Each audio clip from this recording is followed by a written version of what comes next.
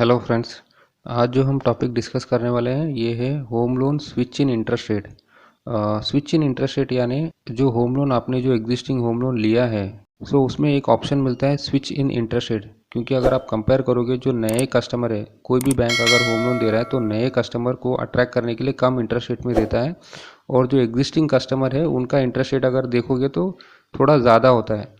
सो ये जो है हमेशा ही ये कंटिन्यू रहता है। ऐसे ही बैंक आपको एक ऑप्शन देता है जिसमें आप एक स्विच फ़ी बैंक को पे करके आपका जो इंटरेस्ट रेट है वो कम कर सकते हैं। सो ये बैंक डिसाइड करता है कि कितना कम होगा।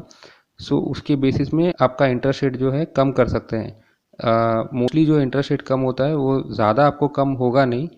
जो नए कस्टमर है उनको फिर भी थोड़ा ज़्यादा ही कम इंटरेस्ट रेट में होम लोन मिलता है। तो अगर आप स्विच करेंगे तो उसमें जो इंटरेस्ट रेट जो है स्लाइटली रिड्यूस करने का आपको ऑप्शन मिलता है। आपको सिर्फ एक स्विच फ़ी पे करना होता है।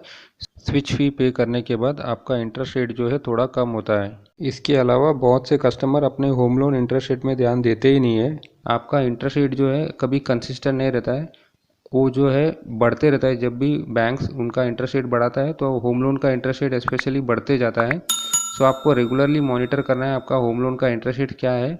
और एट द सेम टाइम आप जब भी इंटरेस्ट रेट काफ़ी थोड़ा ज़्यादा बढ़ जाता है आपका करंट इंटरेस्ट रेट से, सो आप जो है ये स्विच ऑप्शन का जो है फैसिलिटी यूज़ कीजिए।